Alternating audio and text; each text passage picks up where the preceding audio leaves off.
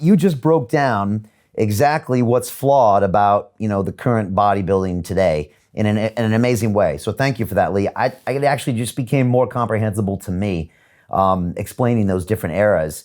One of the things you mentioned was Arnold. Now, Arnold had the 7, you got the 8s. Arnold was there back in the early days. When you look back now, where you're at now in 2020, what did Arnold contribute to the sport, both good and bad? And what was it like for you to beat him in that number of competitions? Was that something that was on your mind? It was obviously a big deal for everybody, but what was that like in your own head? Well, like I said, Arnold really gave the bodybuilding a footprint that is well respected all around the world. He put bodybuilding right in front of the entire world, and thanks to people like Joe Weider with Muscle and Fitness magazine and Flex magazine, Shape magazine, who gave bodybuilding a voice. So that was extremely important, and not to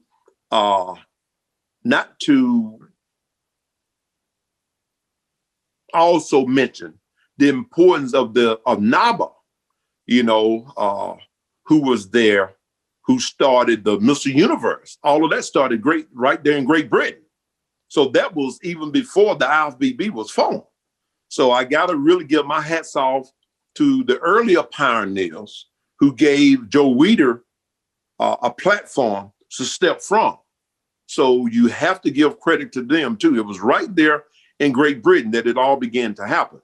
So, but Arnold took it to the screens. He took it to the politics. He did an incredible job. And my being able to come off of some of the successes of Arnold and then take bodybuilding and go, to the next level was also incredible. And I have to give thanks to him for drawing attention to the fact that, hey, bodybuilders are special people. We're smart. We're intelligent. We're approachable. We're a benefit to society. I had my show on ESPN called Lee Haney's Championship Workout. I had a show on the Trinity Broadcast Network, which is a Christian network that's internationally called Totally Fit. I was chairman to the President's Council on Physical Fitness and Sport under President Bill Clinton. And I'm also in the International Sports Hall of Fame.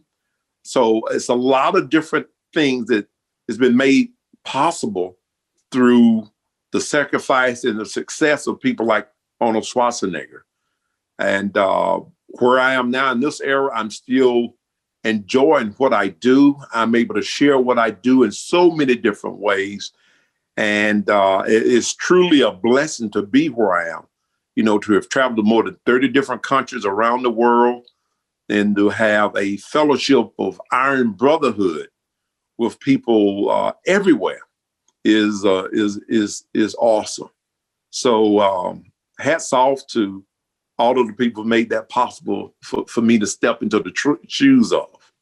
Was it important that you beat his 7 with your 8 Mr. Olympia championships? Well, you know what? When I set out, I didn't think of, okay, let's win the Mr. Olympia 8 times. Listen, to win the Mr. Olympia 1 time is a miracle, And after I won the first one, I'm like, wow, I just became Mr. Olympia. I just became the one thing that I desired to do and reading the magazines ever since I was a youngster. And I'm him now. And so, okay, let's train for the next one. And I win that one. Then one of my training partners, a great friend of mine, and we worked out together. He said, Lee, man, let's go ahead and hit this 3. Then guess what? I won the 3rd one because Frank Zane had got 3. I said, well, if I get 3, man, at least I've tied Frank Zane. And then I said, well, let me go for 5. So next thing you know, I hit 5. So, wow, man, Arnold got 6 in a row, and maybe I could tie that record, do 6. So next thing you know, I hit 6, and then I said, okay, let's go 7. 7 is a record in itself. Nobody's done 7 in a row, but still, I don't have the record of 7 overall. So the next thing you know, I hit 7. And at 7, I said, well, man, 7 Mr. Olympias in a row. That's a record, and it's tied for Arnold. And I sat down and I had a talk with my wife, Shirley. And, you know, Shirley was my second grade sweetheart growing up. So we've known each other forever. She's an athlete. She played volleyball. She was in track and field, name it, baseball, basketball. She did. As a matter of fact, she was the president of the sports club going through high school, and I was the vice president. I mean, my wife was the ace boo-coon, you know, even back then. And I was under her as a VP.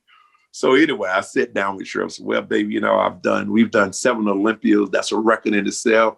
What do you think? You know, should I just, you know, call it quits after that? She looked at me and said, well, what are you talking about? What are you talking about? You got to do 8. What's the matter with you? I mean, I was almost embarrassed because I even mentioned the fact of stopping before 8. And so with her pushing me and always being there to support me, I said, okay, 8 it is. 8 it is. And so I set out to prepare for that 8th Mr. Olympia. And there she was on stage with me, along with my son, Joshua, who was 3.5 at the time, and my daughter, Olympia, who was about 9 months old.